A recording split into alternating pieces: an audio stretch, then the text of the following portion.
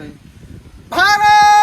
माता की जय, भारत माता की जय। युवा संगठन अग्रयालय जिंदाबाद, युवा संगठन अग्रयालय जिंदाबाद। सभी सर्व समाज के लिए मेरा जय हिंद। आज हम खड़े हुए हैं गांव अग्रयालय में, तहसील छाता है और हमारा जिला लगता है मथुरा। मैं अपने कैमरामैन से अनुरोध करूंगा थोड़ा इधर दिखाएं। इधर तहसील लगती है हमारी छाता, यहाँ से विधायक है चौधरी लक्ष्मी नारायण जी, और इधर तहसील लगती है हमारी माठ, यहाँ से विधायक है राजेश चौधरी जी। अब इधर से बनवा दी हमारी जो रास्ता है और इधर से भी बनवा चुके हैं।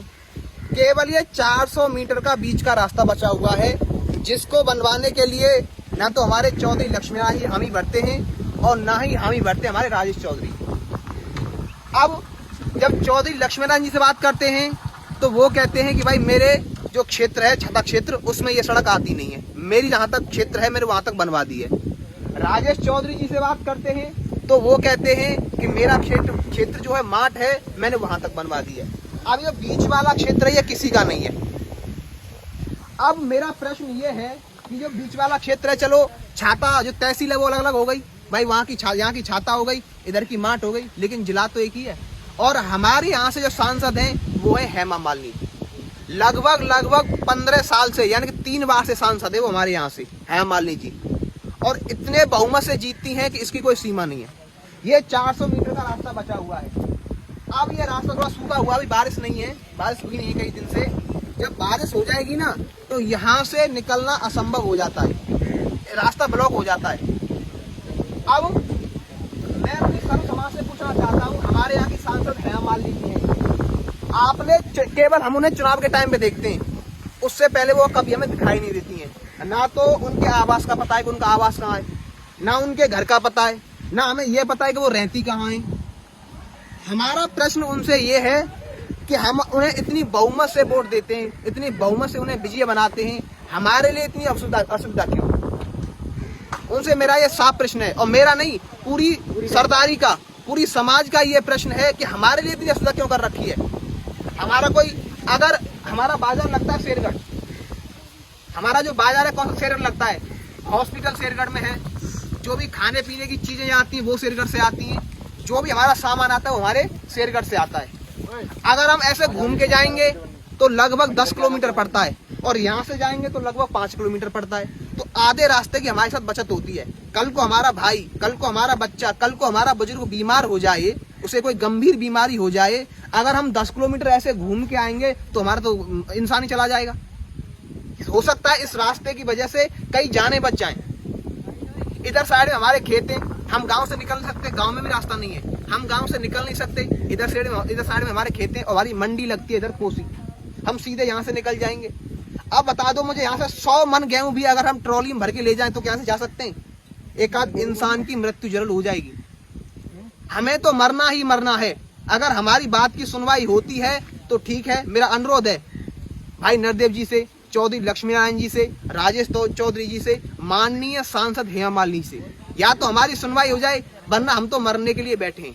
अगर ये सड़क बनती है तो ठीक है, नहीं तो हम धरना प्रदर्शन करेंगे। मर तो वैसे भी गए हम भाई, किसी बार ट्रैक्टर पलट जाएगा, हमारा कोई बुजुर्ग मर जाएगा, हमारा कोई बच्चा मर जाएगा, मरना तो वैसे भी है भाई, सब मरने के तैयार है ना।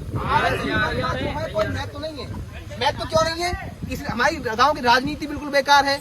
हमारे प्रधान जी हैं, उनके हम साथ खड़े हुए, वो जहाँ में ले चलते वहां से चलने के लिए तैयार हैं। हमारे गांव के जितने भी राजनीतिक नेता हैं उनके साथ चलने के लिए तैयार हैं।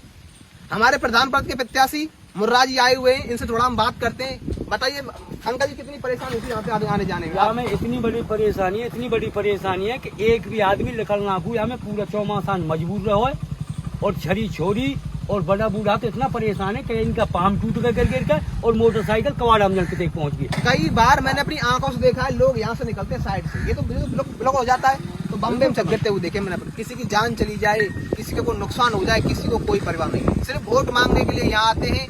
ये बात साफ सुन ले, हेमा मालिनी जी सांसद है वो यहाँ की, या तो वो इस सड़क को बनवाने की कोशिश करें, कोशिश नहीं बनवा ही दें। अगर वो नहीं बनवाती हैं तो ये बात याद रख लें, पूरा संगठन, पूरा युवा समाज मेरे साथ खड़ा हुआ है। हम अपने गांव में उन्हें वोट मांगने के लिए घुसने नहीं देंगे। नहीं देंगे, ये ऐलान है हमारा साफ, वो साफ सुन लें। जब हमें लोकतंत्र का कोई फायदा नहीं हो रहा तो ऐसे लोकतंत्र का करेंगे क्या हम? बिल्कुल जायज बात। और ये समस्या हमारे गांव की नहीं है सिर्फ, यहाँ से आगे 3-4 गांव पड़ते हैं, जावली है, दलौता है, ये जो सैदपुर समस्या है है, कम से कम 10 गांव की है। ये 10 अंकल गांव जी, जंगावली है। एक पर्सनल हमारे गांव की समस्या नहीं है। 10 गांव की 10 गांव की। ये अंकल 10 जी गांव हमारे की सड़क नहीं बन पा रही है। ज्यादा बड़ा जंगावली टुकड़ा नहीं है, कुल 400 मीटर का टुकड़ा है। ज्यादा ये जावली से, ये जावली से, ये जंगावली अरे से, जावली, मगरियाला दलौता, से। गांगलोल, मई बसई सब गांवन का आदमी है। यहीं से जाते हैं सब लोग। अब बताओ 400 मीटर का टुकड़ा नहीं बना पा रही सरकार, हो रही है कि इतनी क्या गरीबी आ गई।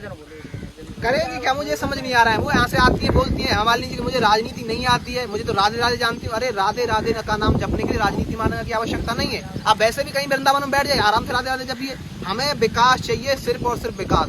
हमारा नेता वो होगा, चाहे वो बीजेपी से हो, चाहे वो सपा से हो, चाहे वो बसपा से हो, चाहे वो रालोद से हो, जो विकास करेगा हमारा हम नेता उसके होगा। संग हैं। हम उसके विकास साथ करेगा। हैं।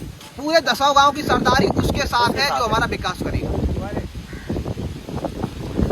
भारत माता की जय! भारत माता की जय!